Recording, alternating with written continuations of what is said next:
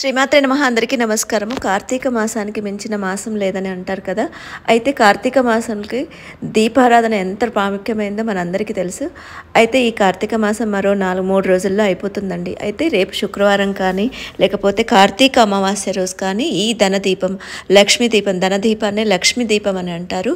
ఈ దీపారాధన కనుక చేస్తే మనకు ఉన్న ఎలాంటి ఆర్థిక సమస్యలు, మనం చేసే పూజలన్నీ చాలా వరకు మనకున్న ఆర్థిక సమస్యలు తొలగిపోవాలనే కదా. మనకున్న ఎలాంటి ఆర్థిక సమస్యలైనా తొలగిపోవాలి అంటే ఈ కార్తీక మాసంలో రేపు శుక్రవారం కానీ లేకపోతే మన శనివారము, ఆదివారము, సోమవారం, ఈ ఆదివారం వరకు ఈ దీపారాధన చేస్తే కనుక మన ఇంట్లో లక్ష్మీ తాండవం చేస్తుందని పెద్దలు చెప్తున్నారండి. అయితే ఈ దీపారాధన ఎలా చేయాలి అంటే ముందుగా మనం ఒక పీఠం తీసుకొని ఆ పీఠని శుభ్రం చేసుకొని దానిపైన మనము పసుపు కుంకుమలతో అలంకరించుకొని అష్టదళ పద్మాన్ని వేసుకొని ఆ తరువాత అందులో మనం 3 పిడికిళ్ళ బియ్యం పోయాలి. ఆ తరువాత అందులో పసుపు కుంకుమ వేసి దాంట్లో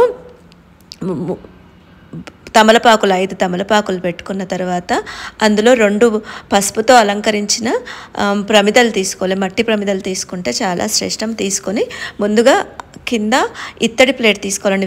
ఇత్తడిది కానీ రాగి ప్లేట్ కానీ. ఆ తర్వాత ఈ ప్రాసెస్ అంతా చేయాలి. ఒక ప్రమిదను తీసుకొని అందులో రాళ్ళ ఉప్పు, దాన్ని కల్లుప్పు అంటారు కదా, ఆ ఉప్పు ఆ ప్రమిద నిండా పోసి అందులో 3 లవంగాలు 3 వేలకులు వేసి దానిపైన ఇంకొక మట్టి ప్రమిద పోసి అందులో నువ్వుల నూనె కానీ ఆవు నూనె కానీ పోసి దాంట్లో 3 ఒత్తులు వేయాలి.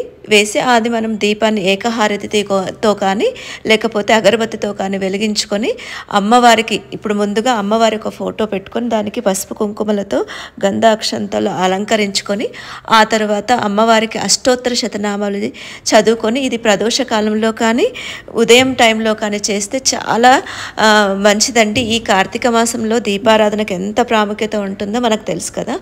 అలాగే అందులో ఈ లక్ష్మీ దీపాన్ని వెలిగిస్తే మనకున్న ఆర్థిక సమస్యలన్నీ తొలగిపోతాయన్నమాట. తప్పకుండా ఈ దీపారాధన చేయండి.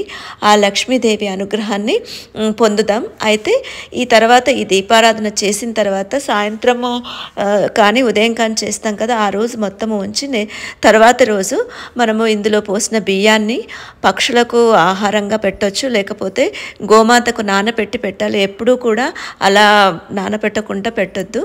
ఆ తర్వాత ఈ ఆకులు, పువ్వులు ఏదైనా మొక్కని పచ్చని మొక్కల్లో వేయాలి. ఇవి కూడా మనం లవంగాలు, ఇలాచీలు, ఉప్పు కూడా ఎవరిని తొక్కని ప్లేస్లో వేయాలి.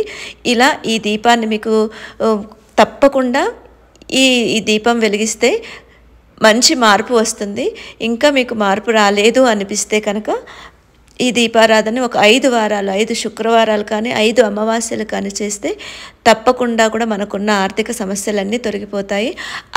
అలాగే ఈ దీపారాధనలో మనము కొంచెం జవ్వాదు, లక్ష్మీదేవికి ఎంతో ఇష్టమైనదండి, ఎంతో సువాసన ఉంటుంది. జవ్వాదు, పచ్చకర్పూరం వేయాలి. ఆ తర్వాత అమ్మవారి అష్టోత్తర శతనామాలు చదువుకొని కుంకుమార్చన చేసుకుంటే కూడా ఎంతో మంచిది. ఇవన్నీ చేయలేకున్నా కూడా ఈ దీపారాధన చేసి శ్రీమాత్రే నమః అనుకుంటూ వీలన్నిసార్లు 108 సార్లు చదువుకొని అమ్మవారికి మనకు ఏది కుదిరితే అది నైవేద్యంగా పెట్టి హారతి ఇస్తే అమ్మ తప్పకుండా మన బాధలన్నింటినీ కడతేరుస్తుంది. పూజ అంతా అయిపోయిన తర్వాత అమ్మవారికి ప్రీతికరంగా మంగళహారతులు చదువుకోవాలి. అది మన ఇష్టం అండి, కుదిరితేనే, లేకపోతే ఈ దీపాన్ని వెలిగించి నైవేద్యం పెట్టినా సరిపోతుంది. ఆ తర్వాత అమ్మవారి దగ్గర పెట్టిన ప్రసాదం ఏదైతే ఉంటుందో ఆ ప్రసాదం ఇంటిల్లి తీసుకొని అమ్మవారికి పూజించిన ఆ కుంకుమను మనం పెట్టుకొని అక్కడ పెట్టిన అక్షంతలు ఉంటే కనుక మన తల మీద వేసుకోవాలి. ఆ కుంకుమను అలాగే పక్కన పెట్టుకొని మనము రెగ్యులర్గా పెట్టుకుంటే చాలా మంచిది. శ్రీమాత్రే నమః. ఈ ఇన్ఫర్మేషన్ నచ్చితే ప్లీజ్ లైక్ అండి, షేర్ చేయండి, సబ్స్క్రైబ్ చేయటం మాత్రం మర్చిపోకండి. మరో మంచి ఇన్ఫర్మేషన్తో మళ్ళీ కలుస్తాను. మీ సపోర్ట్ నాకు ఎంతో అవసరము. Please support me. Thank you.